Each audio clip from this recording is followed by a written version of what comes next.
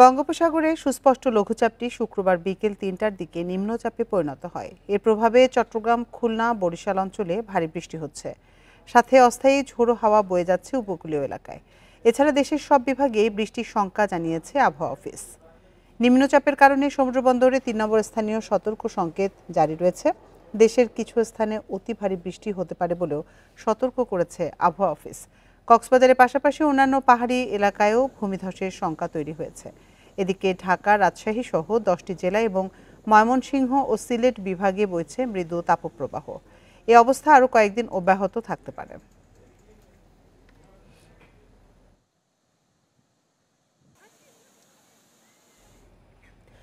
কক্সবাজারে বঙ্গোপসাগরে ঢেউয়ের তোড়ে একটি মাছ ধরার ট্রলার ডুবে এক জেলের মৃত্যু হয়েছে। বৈরী আবহাওয়ায় এই ঘটনা ঘটেছে। জীবিত উদ্ধার করা হয়েছে 22 জেলেকে। শুক্রবার বিকেলে কক্সবাজার সমুদ্র সৈকতের কলাতলী পয়েন্টের কাছে এসে ডুবে যায় ট্রলারটি। উদ্ধার হওয়া কয়েকজন জেলে জানান, সমুদ্র উত্তাল থাকায় ঢেউয়ের ধাক্কায় তাদের ট্রলারটি ডুবে যায়। এ সময় লাইফগার্ড কর্মীরা উদ্ধারে ছুটে যান। তাদের সহযোগিতায় 23 জনকে উদ্ধার করা সম্ভব হয়। এদের মধ্যে একজন গুরুতর আহত ছিলেন। তাকে হাসপাতালে নেওয়া হলেও বাঁচানো যায়নি। এদিকে নোয়াখালীর দ্বীপ উপজেলা হাতিয়ার কাছে বঙ্গোপসাগরে ঝড়ের কবলে পড়ে 7টি ট্রলার ডুবির ঘটনায় 30 জেলেকে জীবিত উদ্ধার করা হয়েছে।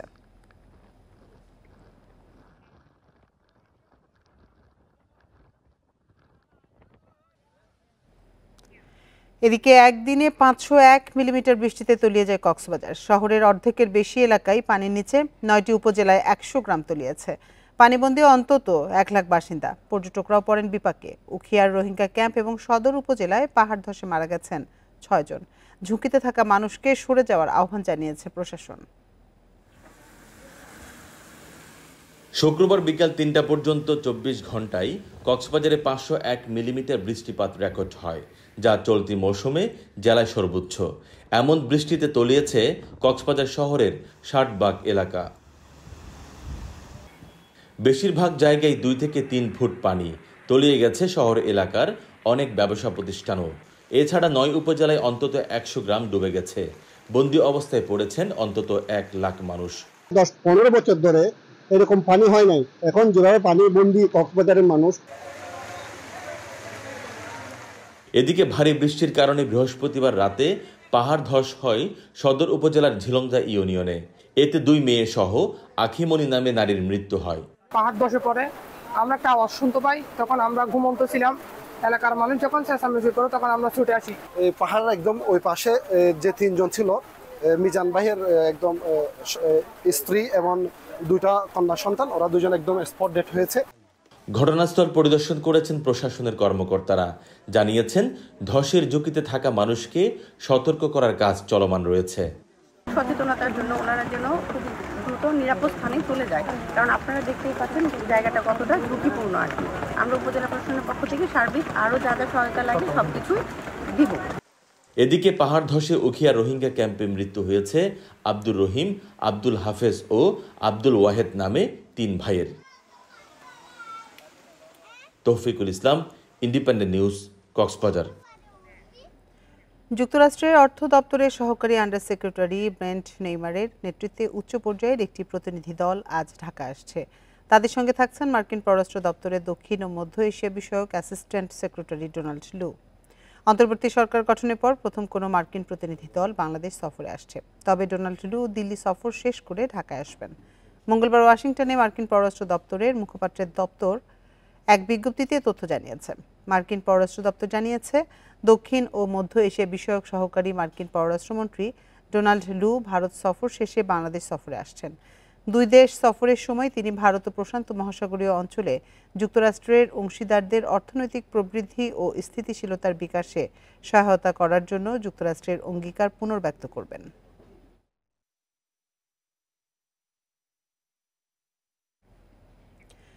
কেউ 9 হত্যা মামলার আসামি, কেউ শীর্ষ সন্ত্রাসীর তালিকায়, কারো বিরুদ্ধে আবার ইন্টারপোলের রেড নোটিশ।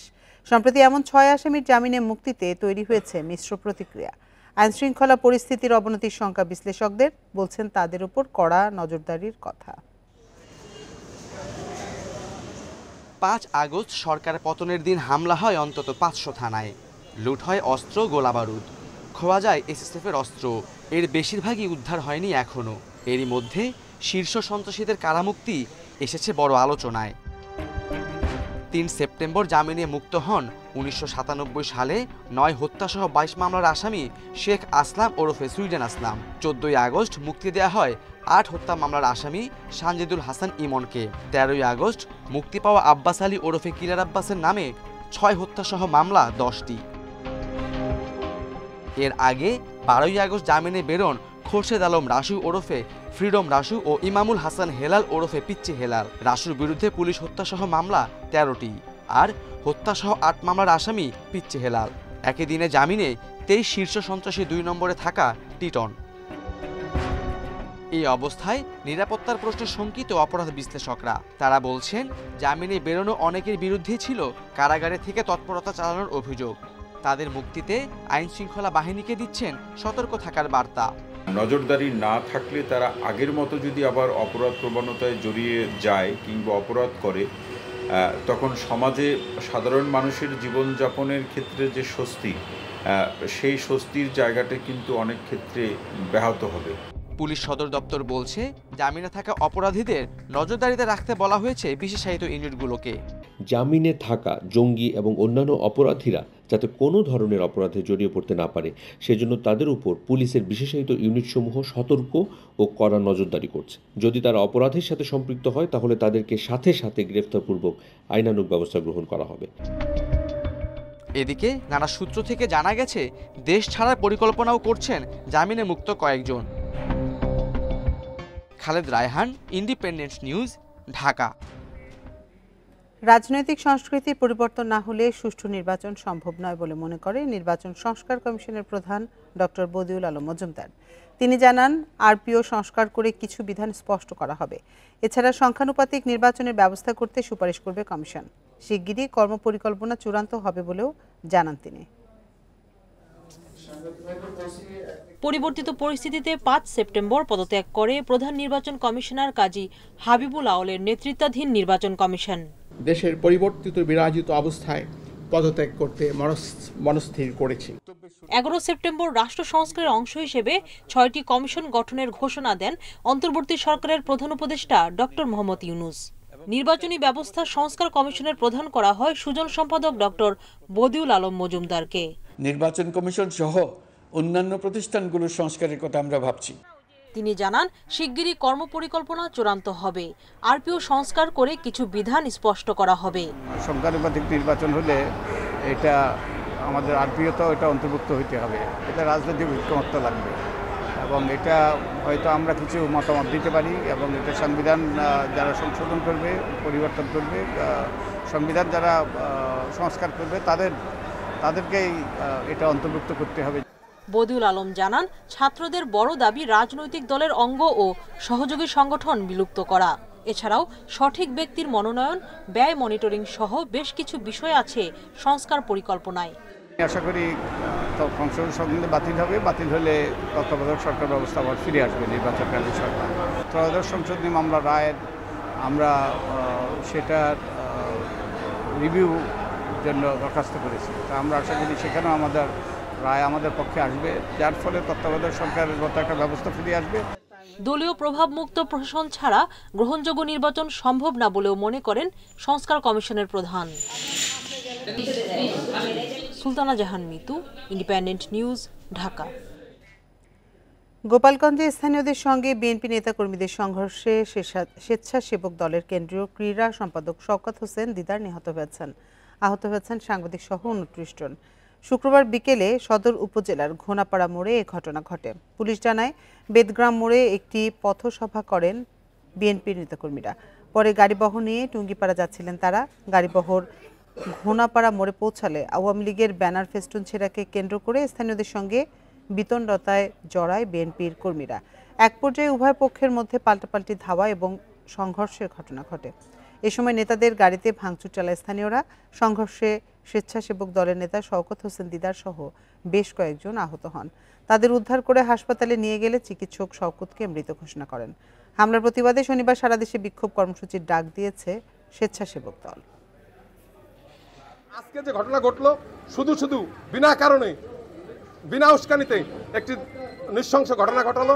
পথসভা করার পরে আমরা যখন টুঙ্গিপাড়ার উদ্দেশ্যে রওনা করছিলাম, ঠিক কিছু সন্ত্রাসী, চিহ্নিত সন্ত্রাসী, যাকে অনেককেই আমরা চিনতে পেরেছি, তারা অতর্কিতভাবে হামলা করে।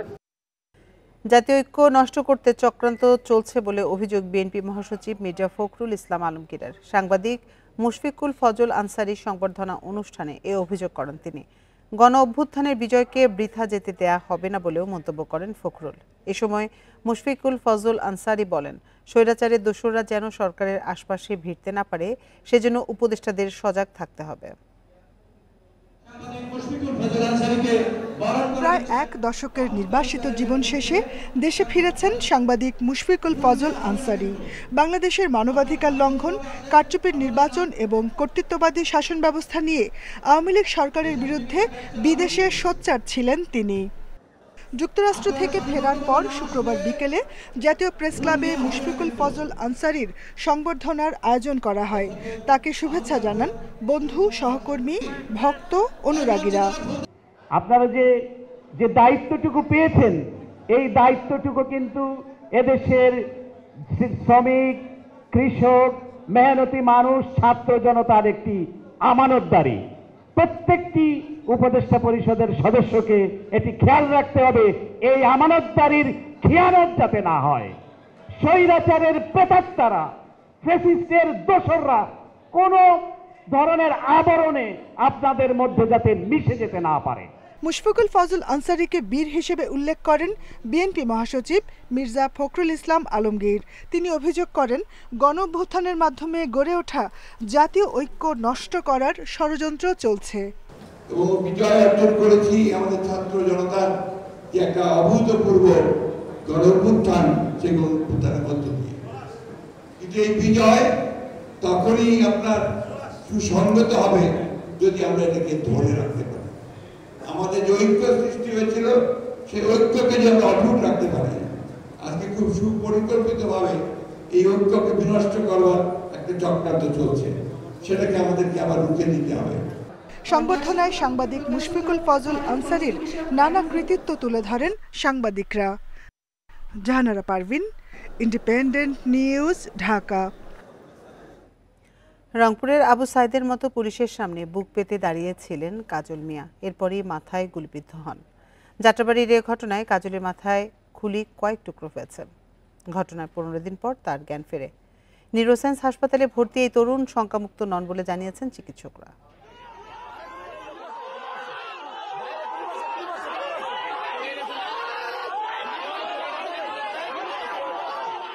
5 আগস্ট দুপুর 1টা, রাজধানীর যাত্রাবাড়ি এলাকার দৃশ্য। পুলিশের বন্দুকের সামনে বুক চিতিয়ে দাঁড়ান জাহাঙ্গীরনগর বিশ্ববিদ্যালয়ের ইংরেজি বিভাগের ছাত্র কাজল মিয়া। এক পর্যায়ে মাথায় গুলিবিদ্ধ হন। জীবনের ঝুঁকি নিয়ে তাকে উদ্ধার করে অন্যরা।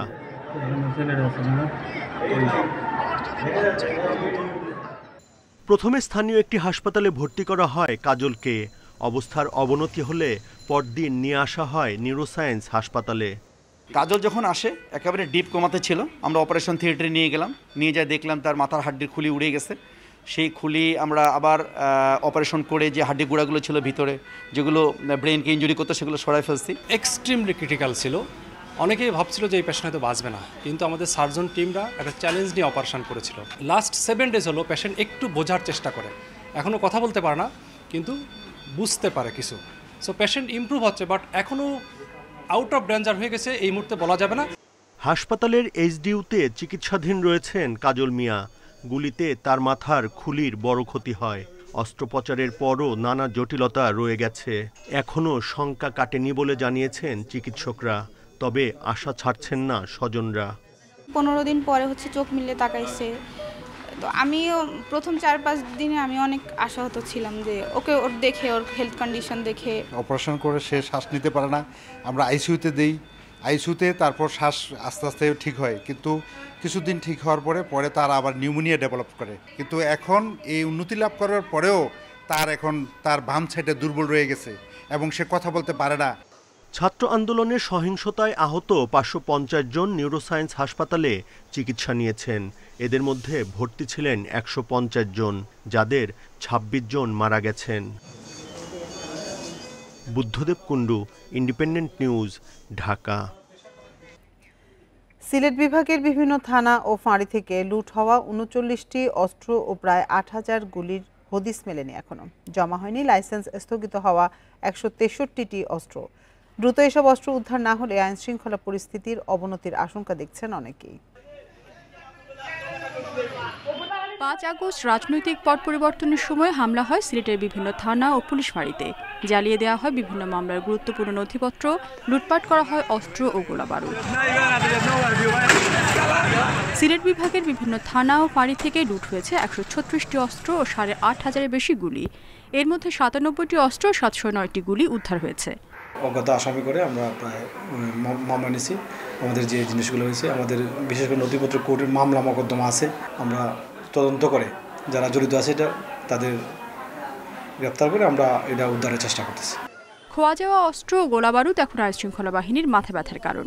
এছাড়া বিভিন্ন মামলার নথিপত্র জ্বালিয়ে দেয় অনেক আসামি বিনা বিচারে পার পাওয়ার আশঙ্কা তৈরি হয়েছে।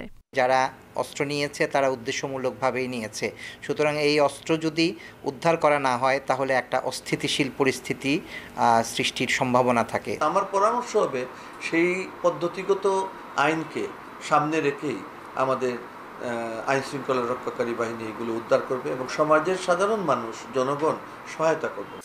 অস্ত্র উদ্ধারে যৌথ বাহিনীর অভিযানের পাশাপাশি আইন শৃঙ্খলা পরিস্থিতি যাতে অবনতি না হয় সেদিকে নজর রাখার কথা জানিয়েছে প্রশাসন। চেষ্টার কোনো ত্রুটি আমরা করছি না এবং আমি আপনাকে বলেছি যে আমরা গোয়েন্দা তথ্যের ভিত্তিতে নির্দিষ্ট তথ্য বিশ্লেষণ করে পেয়ে তারপর আমরা অভিযানে যেতে চাই, কারণ যৌথ বাহিনীর অভিযান কিন্তু খুব কম্প্যাক্ট একটা বিষয় এবং কমপ্লেক্স বিষয়। এদিকে আওয়ামী লীগের আমলে ১৫ বছরে দেয়া বেসামরিক অস্ত্রের লাইসেন্স স্থগিত হওয়ার পর এসব জমা দেওয়ার শেষ সময় ছিল ৩ সেপ্টেম্বর। তবে সিলেট বিভাগে লাইসেন্সকৃত ১৩৭৯টি অস্ত্রের মধ্যে জমা হয়েছে ১২১৬টি অস্ত্র। Independent news. মাইনী নদীর ভাঙনের ঝুঁকিতে পড়েছে খাগড়াছড়ির নাড়াইছড়ি সীমান্তের একমাত্র বাজার। কয়েকটি দোকান এরই মাঝে বিলীন হয়ে গেছে। বাজারটি বিলীন হলে বিপাকে পড়বে ১৭ গ্রামের মানুষ। ভাঙন রোধে দ্রুত ব্যবস্থা নেওয়ার দাবি স্থানীয়দের। খাগড়াছড়ি থেকে ৭২ কিলোমিটার দূরের সীমান্তবর্তী জনপদ নড়াইছড়ি। আশেপাশের ১৭ গ্রামের ৫,০০০ মানুষ নড়াইছড়ি এই বাজারের উপর নির্ভরশীল। সাম্প্রতিক পাহাড়ি ঢলে ক্ষতিগ্রস্ত হয়েছে মাইনী নদীর দুই পারের প্রায় ২০০ মিটার এলাকা। সেই সাথে বাজারের কয়েকটি দোকান বিলীন হয়েছে। প্রতি বছরে এই পাহাড় ভাঙতে ভাঙতে এখন অনেক দূরে চলে আসছে। নার্সারি বাজারটা আগে ছিল ওই পার পর্যন্ত, এখন এই নদীতে ভাঙনের ফলে এই দোকানপাটগুলো সব নদীতে পড়ে গেছে। বাজারটি রক্ষায় দ্রুত পদক্ষেপ নেওয়ার দাবি জানিয়েছেন স্থানীয় জনপ্রতিনিধিরা। বাবুসরা ইউনিয়নের থেকে এটা এই নার্সারি বাজার ৩৫ কিলোমিটার দূরত্ব। এই ৩৫ কিলোমিটার দূরত্বর এই জনবহুল এলাকায় এই বাজারটি যদি আমরা টিকিয়ে রাখতে না পারি তাহলে অদূর ভবিষ্যতে সাধারণ জনগণ অনেক ভোগান্তিতে থাকবে।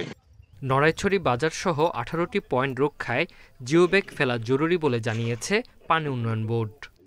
খাগড়াছড়ি জেলায় এই আমাদের ৩৫টি পয়েন্টে নদীটি সংরক্ষণ কাজ এবং কেন্দ্রীয় মাইনী নদী ড্রেজিং এবং বাস্তবায়ন চলমান আছে।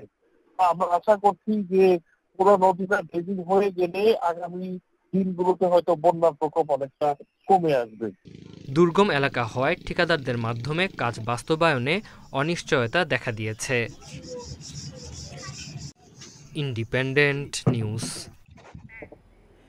সাম্প্রতিক বন্যায় মুছাপুর ক্লোজারের রেগুলেটর ভেঙে যাওয়ায় জোয়ারের সময় নোয়াখালী ও ফেনীর ২ উপজেলায় ঢুকছে পানি। সাগরে নোনা জল প্রবেশ করায় নষ্ট হচ্ছে ৩ ফসলের জমি। এছাড়া ফেনী নদীর ভাঙন বাড়ায় কোম্পানিগঞ্জ ও সোনাগাজীর মানুষ দিন কাটাচ্ছে আতঙ্কে। ২০০৯ সালে প্রায় ৩৩ কোটি টাকা ব্যয়ে ছোট ফেনী নদীর উপর নির্মিত হয় ২৩ ভল্টের মুছাপুর ক্লোজার ও রেগুলেটর। এর ফলে ভাঙন ও লবণাক্ততা থেকে সুরক্ষা পায় ফেনীর সোনাগাজী ও নোয়াখালীর কোম্পানিগঞ্জের ১,৩০,০০০ হেক্টর জমি। তবে গত ২৬ আগস্ট বন্যার পানির চাপে পুরোপুরি ধসে যায় এই রেগুলেটর। স্থাপনাটি ধসে যাওয়ায় নদী ভাঙনে দিশেহারা হয়ে পড়েছে নোয়াখালীর কোম্পানিগঞ্জের নদী তীরের মানুষ। লোকালয়ে লবণাক্ত পানি প্রবেশ করে নষ্ট হচ্ছে কৃষি জমি, মাছের খামার ও মিঠা পানির উৎস। স্রোতের কারণে আমাদের ঘরবাড়ি লেগেছে আর কি, এখন অন্য জায়গায় আমরা ঘরবাড়ি কিনতেছি। মুসাফর ক্লোজার যে রেগুলার সুইচ ছিল ওটাই ডাবি গেছে গো, বুঝছেন। এখন আমাদের নদীর সবকিছু ভাঙে লই যার। ফেনীর সোনাগাজীতেও বেশ কয়েকটি পয়েন্টে ভাঙন দেখা দিয়েছে। হুমকির মুখে পড়েছে ৭৫ মেগাওয়াট সৌর বিদ্যুৎ প্রকল্প, মাছের ঘের এবং বিস্তীর্ণ ফসলি জমি। আমাদের ঘর বাড়ি কত হাজার হাজার জমির ইরিদান সব বিলীনের ভাঙে। এই যে বিদ্যুৎ কেন্দ্র এবং এই যে নিঃসহায় মানুষগুলি হাতিয়ার বিভিন্ন খান থেকে ভেঙে আসছে, এগুলি নিশ্চিত হয়ে যাবো। লবণাক্ত পানিতে সবসময় পানি ডুববো আর কি, বন্যার পানিটা ডুববো, আমাদের ফসলাদি অনেক ক্ষতি হবে। এখানে আমাদের অনেক মাছের চাষ আছে, আবাদ আছে। পানি উন্নয়ন বোর্ড বলছে ভাঙন রোধে তাৎক্ষণিক ব্যবস্থা হিসেবে জিআই ব্যাগ ফেলা হচ্ছে, আর প্রকল্প গ্রহণের মাধ্যমে সমস্যা স্থায়ী সমাধান করা হবে। এখানে একটা পার্মানেন্ট প্রকল্প দরকার আর কি, আমার মনে হয়, বুঝছেন। আমরা এই ব্যাপারে এই পরিস্থিতিটা সামাল দিয়ে আমরা একটা প্রকল্প তৈরি করবো, যেটা আপনার পুরো ফেনী সবগুলো উপজেলা নিয়েই হবে আর কি। মুসাপুর রেগুলেটরটি দ্রুত পুনর্নির্মাণ না হলে প্রায় ২৭ কিলোমিটার এলাকা নদী গর্ভে বিলীন হওয়া ঝুঁকি রয়েছে। নদী ভাঙনের হুমকিতে অন্তত ৬ লাখ মানুষ। রেশমি নন্দী, ইন্ডিপেন্ডেন্ট নিউজ। এ নিয়ে আরো জানাতে এবার ফেনী থেকে আমাদের সাথে যোগ দিচ্ছেন সহকর্মী সমীর উদ্দিন। সমীর, সোনাগাজীতে বেশ কয়েকটি পয়েন্টে ভাঙন দেখা দিয়েছে, তো এতে কোন কোন এলাকা ক্ষতির মুখে পড়েছে?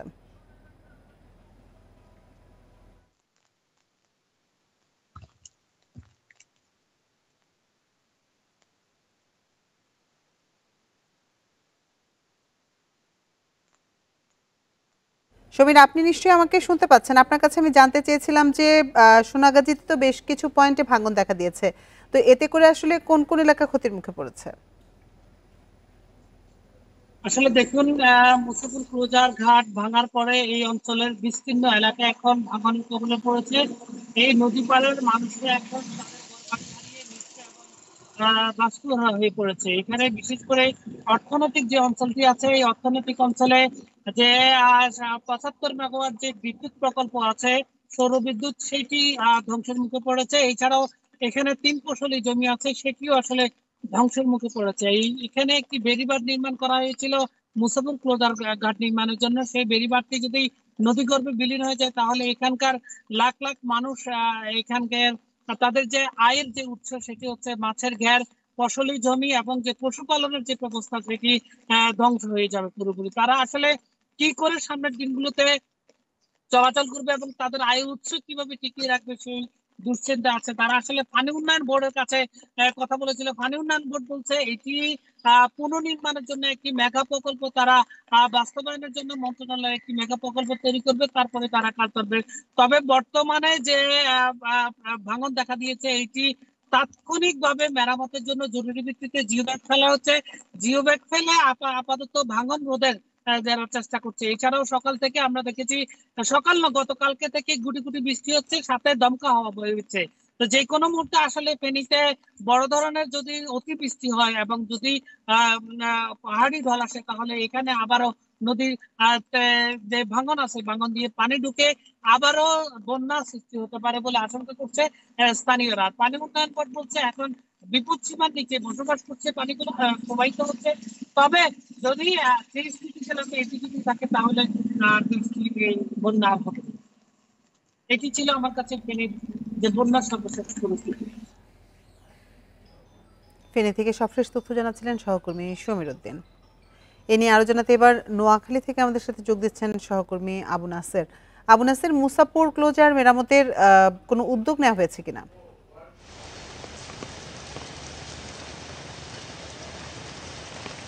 এ বিষয়ে কথা হয়েছে পানি উন্নয়ন বোর্ডের নির্বাহী প্রকৌশলী সহ জেলা প্রশাসন এবং উপজেলা প্রশাসনের শীর্ষ কর্মকর্তাদের সাথে। তারা জানিয়েছেন যে ক্লোজার যেহেতু অনেক ব্যয় সাপেক্ষ একটি বিষয় এবং এই জাতীয় একটি ক্লোজার নির্মাণ করতে দীর্ঘ সময় লাগে, দীর্ঘ পরিকল্পনা লাগে, সুতরাং এখনই ক্লোজার নির্মাণ করা যাবে তা নিশ্চিত করে বলা যাচ্ছে না। এজন্য বিশাল বরাদ্দ দিতে হয় সরকারিভাবে।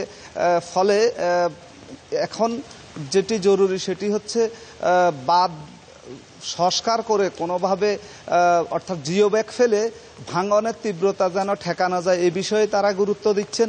ক্লোজার নির্মাণ দীর্ঘমেয়াদী কাজ এবং এটি জাতীয় অর্থনৈতিক পরিষদে পাশ হওয়ারও বিষয় রয়েছে, বড় বরাদ্দের বিষয় রয়েছে। তার চাইতে বেশি এই মুহূর্তে যে ভাঙনের তীব্রতা দেখা দিয়েছে, চলমান ভাঙন ঠেকানোর জন্য অস্থায়ীভাবে অন্ততপক্ষে কিছু জিও ব্যাগ ফেলে দুই পাড়ে তীর রক্ষার জন্য তারা চেষ্টা করছেন বলে পানি উন্নয়ন বোর্ডের নির্বাহী প্রকৌশলী জানিয়েছেন। অন্যদিকে নদীর দুই পাড়ে বিশেষ করে নোয়াখালী অঞ্চল, কোম্পানিগঞ্জ এবং সোনাগাজীর বিভিন্ন এলাকাতে চরদরবেশ সহ স্থানীয় বাসিন্দারা তাদেরকে ভাঙনের কবল থেকে ঠেকানোর জন্য একাধিকবার মানববন্ধন সমাবেশ করেছেন। তারা দ্রুততার সাথে এই ভাঙন রোধে কার্যকর পদক্ষেপ গ্রহণের দাবি জানিয়েছেন। ইতিমধ্যে কোম্পানিগঞ্জ এবং সোনাগাজীর বিভিন্ন গ্রাম, বিশেষ করে পার্বতী, মুসাপুর, চরদরবেশ সহ বিভিন্ন গ্রামে ভাঙনে বেশ কিছু পরিবার গৃহহারা হয়েছে এবং তাদের ফসলি জমি, মাছের খামার যেগুলো রয়েছে সেগুলো তলিয়ে গেছে। আমরা জানি এখানে ক্লোজার নির্মাণ এবং সুইচ গেটের ফলে দীর্ঘদিন থেকে এই দুই এলাকাতে মৎস্য চাষ এবং কৃষিতে নতুন দিগন্ত সূচনা হয়েছিল। এখন এই বাঁধ দিয়ে যেহেতু অবাধে জোয়ারের পানি প্রবেশ করছে, লবণাক্ত পানি, এই পানিতে কৃষি, মৎস্য এবং জনজীবনে ব্যাপক বিরূপ প্রভাব ফেলছে। শুধু যে ভাঙন তা নয়, একসাথে কৃষি, মৎস্য, প্রাণী সম্পদ এবং সব সেক্টরেই বড় ধরনের ক্ষতি হচ্ছে বলে স্থানীয় বাসিন্দারা জানিয়েছেন এবং তারা দ্রুততার সাথে তাদেরকে এই লবণাক্ত পানির যেই ক্ষতি, বিশাল ক্ষতির হাত থেকে রক্ষার জন্য কার্যকর পদক্ষেপ গ্রহণের জন্য প্রশাসনের কাছে দাবি জানিয়েছেন এবং সেটি যত দ্রুত করা যাবে ততই নদীর লবণাক্ত পানির হাত থেকে তারা রক্ষা পাবেন এবং ভাঙন থেকে রক্ষা পাবেন। এ হচ্ছে এই ভাঙন কবলিত এলাকার বাসিন্দাদের আকুতি এবং তারা এ বিষয়ে শুধু যে স্থানীয় এলাকাতে মানববন্ধন করেছেন তা নয়, তারা স্থানীয় বিভিন্ন প্রেস ক্লাবে সংবাদ সম্মেলন করেছেন, জেলা পর্যায়ে এসে জেলা প্রশাসককে স্মারকলিপি দিয়েছেন, পানি উন্নয়ন বোর্ডের নির্বাহী প্রকৌশলীকে স্মারকলিপি দিয়েছেন। এ হচ্ছে আমার কাছে এখানকার সর্বশেষ। নোয়াখালী থেকে সবশেষ তথ্য জানাচ্ছিলেন সহকর্মী আবু নাসার। এমপক্স ভাইরাস সামাল দিতে চট্টগ্রাম মেডিকেল কলেজ হাসপাতাল নিয়েছে বিশেষ উদ্যোগ। তৈরি করা হয়েছে আলাদা ওয়ার্ড, প্রস্তুত রাখা হয়েছে প্রশিক্ষিত নার্স ও অন্যান্য স্টাফ। পাশাপাশি চট্টগ্রাম শাহ আমানত বিমানবন্দরে চালু করা হয়েছে থার্মাল স্ক্যানার। বিশ্বজুড়ে আতঙ্ক তৈরি করা এমপক্স রোগীদের জন্য চট্টগ্রাম মেডিকেল কলেজ হাসপাতালে তৈরি করা হয়েছে একটি ওয়ার্ড, যেখানে এমপক্স আক্রান্তদের রাখা হবে বিশেষ ব্যবস্থায়। এখন আরেকটা করোনা ভাইরাসের মতন একটা ভাইরাস আসতেছে, এই ভাইরাসটা মানে কি আর ভয়াবহ নাকি? এই ভয় তো সবার ভিতরে আছে।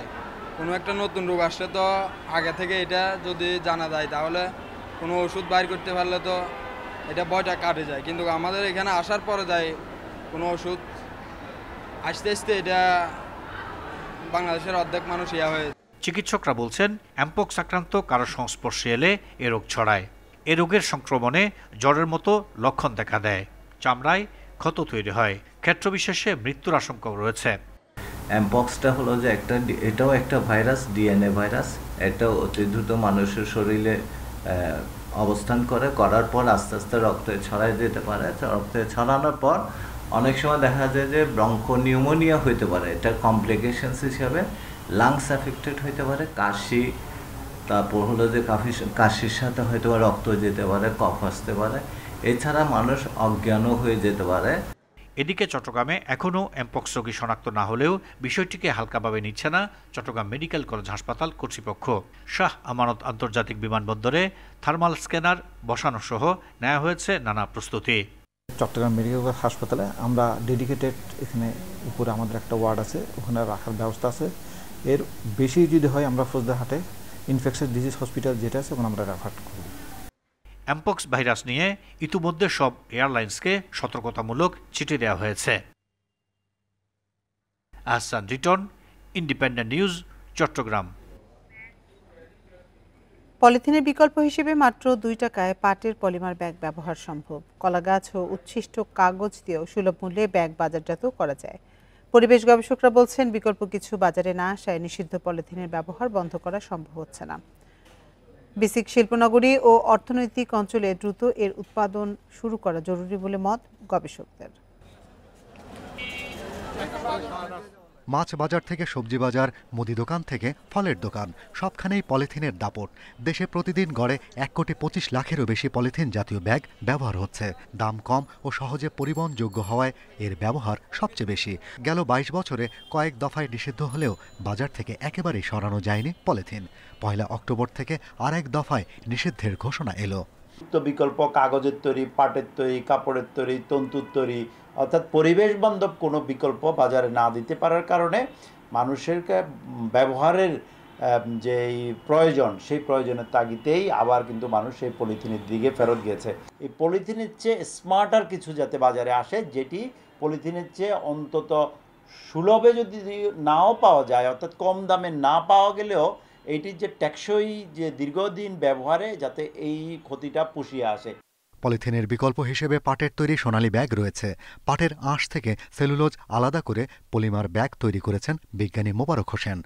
পলিথিনের তুলনায় এই ব্যাগ 1.5 গুণ বেশি ভার বহন করতে পারে।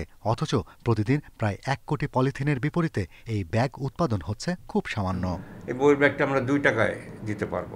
1 টাকা, একটা বই সাইজ বুঝে একটা বই কিনলে 1 টাকার একটা ব্যাগ বা 1.5 টাকার। ব্যাগটি যখনই বাজারে আসতে চায়, যখন আমরা আনতে চাই, তখনই প্রতিবন্ধকতা হলো ওই প্লাস্টিক সোসাইটি বা যারা প্লাস্টিক নিয়ে ব্যবসা করে, প্লাস্টিক কমোডিটি বলতে পারেন, এবং এরা এটাকে কখনোই পছন্দ করে না যে এটা বাজারে আসুক। গবেষকেরা বলছেন, একবারে বেশি ব্যবহার করা যায় না এমন পলিথিন বা প্লাস্টিকের বিকল্প হতে পারে দেশীয় নানা প্রাকৃতিক উপকরণ। সেই সাথে পরিবেশ দূষণকারী এই পণ্য ব্যবহার বন্ধে আইনের কঠোর প্রয়োগ ও সামাজিক আন্দোলন গড়ে তুলতে হবে। Shahriar Anirban, independent News, Dhaka. দ্রুত সরবরাহ আইনকে হাতিয়ার বানিয়ে বিদ্যুৎ খাতকে লুটপাটের মডেল বানায় আওয়ামী সরকার। এমন মন্তব্য করে বিশেষজ্ঞরা বলছেন, সরকারি বেসরকারি যোগসাজশে ভর্তুকির নামে বছরে লোপাট হয়েছে 30 থেকে 40 হাজার কোটি টাকা। এসব দুর্নীতির অনুসন্ধান ও পরবর্তী করণীয় নির্ধারণে জাতীয় কমিটি গঠন করেছে অন্তর্বর্তী সরকার। গত অর্থবছরের প্রথম 6 মাসে বিদ্যুৎ উন্নয়ন বোর্ডের নিজস্ব কেন্দ্র এবং রাষ্ট্রায়ত্ত কোম্পানির কেন্দ্রগুলোর গড় খরচ ছিল যথাক্রমে 7 টাকা 39 পয়সা এবং 6 টাকা 53 পয়সা। এ সময় বেসরকারি আইপিপি ও ভাড়াভিত্তিক বিদ্যুৎ কেন্দ্রগুলোর প্রতি ইউনিটে খরচ 13 টাকা 35 পয়সা পর্যন্ত। আদানির বিদ্যুৎ যুক্ত হওয়ার পর ভারত থেকে আমদানিতে গড় খরচ 2 টাকা বেড়ে দাঁড়ায় 10 টাকা 77 পয়সায়। 6 মাসে পিডিবির 50,000 কোটি টাকা খরচের মধ্যে বেসরকারি ভাড়াভিত্তিক কেন্দ্র ও আমদানির বিদ্যুতে খরচ 38,000 কোটি। বিশেষজ্ঞরা বলছেন, কম খরচে বিদ্যুৎ উৎপাদনের নিজস্ব কেন্দ্র পুরোপুরি ব্যবহার হয়নি, কিন্তু সরকার বেসরকারি কেন্দ্রগুলোকে গ্যাস সরবরাহ করে বিদ্যুৎ কিনেছে দ্বিগুণ দামে। এভাবে বড় অঙ্কের অর্থ হাতিয়ে নিয়েছে একটি গোষ্ঠী। লুটপাট করার কারণে ভর্তুকি ঘাটতি তৈরি হয়েছে, সেই ঘাটতি ভর্তুকি দিয়ে আর মূল্যবৃদ্ধি করে সমন্বয় করা হয়েছে। এটি হচ্ছে মডেল। এই মডেলটা যথাযথভাবে বাস্তবায়ন করে 35-40 হাজার কোটি টাকা করে দেখা গেছে যে এক এক সময় বছরে ঘাটতি মোকাবেলা করছে, দাম ঠিকই বেড়ে যাচ্ছে। দ্রুত সরবরাহ বৃদ্ধির নামে বিদ্যুৎ ও জ্বালানি খাতের 15 বছরের লুটপাট ও দুর্নীতি তদন্তে 5 সদস্যের কমিটি গঠন করেছে অন্তর্বর্তী সরকার। অভিযোগ করবেন দুর্নীতি হয়েছে এটা না, সেই কমিটিতে আপনারা তথ্য মানে প্রকৃত তথ্য দিয়ে করবেন, তারা সেগুলো দেখবেন। আমরা নিজেরা করি না, কারণ আমরা নিজেরা করলে আবার আমরা দুর্নীতি করব, কারণ এরা সবাই কিন্তু বাইরের লোক, যারা ফাইন্যান্সিয়াল মডেলিং করে, যারা কন্ট্রাক্ট বোঝে ভালো, যারা আইন বোঝে ভালো, তো তাদের করছি। উপদেষ্টা জানান, পর্যালোচনা কমিটি নিরীক্ষার ভিত্তিতে পরবর্তী করণীয় সুপারিশ করবে এবং বিদ্যুৎ জ্বালানি ও খনিজ সম্পদ মন্ত্রণালয় তাদেরকে সাচিবিক ও আনুষঙ্গিক সহায়তা করবে। Hari Saha, independent News, Dhaka. পোশাক খাতে চলমান শ্রমিক অসন্তোষে উৎপাদন ব্যাহত হওয়ার পাশাপাশি বাধাগ্রস্ত হচ্ছে রপ্তানিও। এ খাতে বারবার এমন অস্থিরতায় রপ্তানি বাজার হারানোর শঙ্কায় রয়েছেন উদ্যোক্তারা। অর্থনীতিবিদরা বলছেন, শ্রমিক অসন্তোষের দায় ক্রেতা প্রতিষ্ঠানগুলো এড়াতে পারে না। এজন্য মালিক, শ্রমিক ও ক্রেতা দেশগুলোর সমন্বিত উদ্যোগের আহ্বান অর্থনীতিবিদদের। দেশে শ্রমিক অসন্তোষে প্রায় 1 মাস ধরে অস্থির তৈরি পোশাক শিল্প। দাবি আদায়ে বিক্ষোভের পাশাপাশি ভাঙচুর ও লুটপাটের ঘটনা ঘটেছে শতাধিক কারখানায়। সাভার, আশুলিয়া ও গাজীপুর শিল্পাঞ্চলে এমন অস্থিরতায় বন্ধ হয়ে যায় উৎপাদন ও বিপণন কার্যক্রম। শিল্প খাতে প্রায় 5,000 কোটি টাকার ক্ষতি হওয়ার কথাও জানায় মেট্রোপলিটন চেম্বার। এ অবস্থায় উদ্বিগ্ন পোশাক শিল্প মালিকরা। তারা বলছেন, শ্রমিক অসন্তোষের ফলে যথাসময়ে পণ্য পাঠানো নিয়ে দেখা দিয়েছে শঙ্কা। এই অবস্থা দীর্ঘমেয়াদী হলে ক্রেতাদের আস্থা ধরে রাখা কঠিন হবে। গত এক সপ্তাহে যে শিপমেন্ট যাওয়ার কথা ছিল যায়নি, এবং এগুলো না খুললে কখন যাবে, their kind of mentally stress. পরিস্থিতি যদি আমরা হ্যান্ডেল না করতে পারি, সেক্ষেত্রে আমি যদি কাস্টমার হই, আমিও চিন্তা করব যে এই মুহূর্তে আমার যে শিপমেন্টটা হওয়ার কথা সেটা না হলে আমি আগামী পিওটা সেখানে দিব কিনা, সেটা তো হবেই। এই দুষ্ট চক্র যদি আরও বেশি উশৃঙ্খল হয়ে যায়, তার কিন্তু আমাদের জন্য ভয়াবহ। এই বায়ার কমিউনিটি থাকবে না। শুধু গার্মেন্টস কেন, আরও তো অন্যান্য প্রোডাক্ট আমাদের দেশে তৈরি হচ্ছে, হবে, ডাইভার্সিফিকেশনস হচ্ছে এবং ইনোভেশন আসছে। এই জিনিসগুলো ডিসকারেজ করা যাবে না। অর্থনীতিবিদরা বলছেন, প্রতি মাসের ৭ তারিখের মধ্যে বেতন পরিশোধ সহ শ্রমিকরা যে ১৩ দফা দাবি দিয়েছে তা বাড়তি চাপে ফেলবে কারখানা মালিকদের। বাড়তি ব্যয় মেটাতে আন্তর্জাতিক ক্রেতাদেরও দায়িত্ব রয়েছে বলে মনে করেন তারা। বায়াররা এগুলোর ব্যাপারে উদ্যোগ নিচ্ছেন না, সেটি যেমন ঠিক, আবার একই সাথে বায়ারদেরও উচিত হচ্ছে এইগুলো মানতে গেলে এখন মালিকদের যে বাড়তি ব্যয় হবে সেই ব্যয়টা মেটানোর দায়িত্বও কিন্তু আমাদের এই বায়ারদের। সুতরাং এটি কারোরই দায়িত্ব এড়িয়ে যাওয়ার সুযোগ নেই। বিশ্লেষকরা বলছেন, রপ্তানিমুখী এ শিল্পকে বাঁচাতে আইনশৃঙ্খলা বাহিনী ও মালিকদের পাশাপাশি শ্রমিক নেতা ও স্থানীয় গণ্যমান্য ব্যক্তিদেরও এগিয়ে আসতে হবে। তৌহিদ রানা, ইন্ডিপেন্ডেন্ট নিউজ, ঢাকা।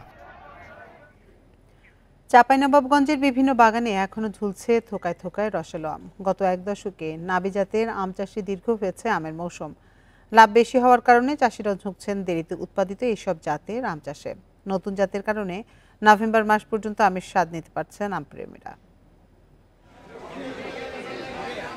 এক সময় মধ্য জুলাইয়ে শেষ হতো আমের মৌসুম। সেই ধারণা বদলে গত ১ দশকে চাঁপাইনবাবগঞ্জে বেড়েছে আশিনা, গৌরমতি, কাটিমন, ইলামতি, মায়াভোগের মতো নাবি জাতের আবাদ। ফলে সেপ্টেম্বর জুড়েও বাজারে পাওয়া যাচ্ছে আমের দেখা। চাহিদা থাকায় এসব আমের দামও চড়া। প্রতিমন বিক্রি হচ্ছে ১৬,০০০ টাকা পর্যন্ত। লাভ বেশি হওয়ায় চাষিরাও ঝুঁকছেন এর আবাদে। নাবি জাতের ক্ষেত্রে আমাদের বিশেষ নজর থাকতে হয়, কারণ এখন আশেপাশে যে সব বাগানগুলোতে সিজনাল আমগুলো হয়েছিল সেগুলো কোনো কিছুই এখন আর নাই, শুধু আমাদের এই নাবি জাতগুলো আমগুলো রয়েছে। এই জাতের জন্য আমাদের এখন ধরেন যে পোকামাকড় অন্য বাগান থেকে এই বাগানও আক্রমণ করবে, যেহেতু ফল আছে। তো আমাদের যে পরিমাণ উৎপাদন হয় তার যোগানটা অত্যন্ত কম থাকে, তখন তো দাম স্বাভাবিকভাবে চাষিরা বেশি পাবেই। কারণ একটা শ্রেণীর ভোক্তার জন্য বিদেশ থেকে প্রচুর পরিমাণে আম আমদানি করা লাগতো, এখন কিন্তু সেটা আর লাগবে না। আমাদের দেশের উৎপাদকরাই কিন্তু দেশের চাহিদা পূরণ করবে।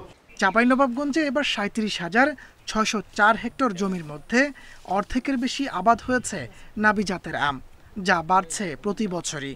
এই আমের মৌসুমটা দীর্ঘায়িত হওয়ার কারণে, বিভিন্ন জাতের সমারোহ হওয়ার কারণে কিন্তু উদ্যোক্তারা এই আমের প্রতি ঝুঁকছেন, এবং এইখানে অনেক তরুণ যুবক আসছেন যারা শিক্ষিত মানুষ, এবং আমটাকে বাণিজ্যিকভাবে তারা গোটা বাংলাদেশে তুলে ধরেছেন। আগাম জাতের চেয়ে দেরিতে বাজারে আসা আমে লাভ বেশি, তাই বাগানীদের নতুন স্বপ্ন দেখাচ্ছে নাবি জাতের এসব আম। Independent news. আর এই ছিল এখনকার সংবাদে। ইন্ডিপেন্ডেন্ট টেলিভিশনের সব খবরে বিস্তারিত জানতে চোখ রাখুন ফেসবুক, ইউটিউব এবং এক্সে। এতক্ষণ সাথে থাকার জন্য ধন্যবাদ সবাইকে।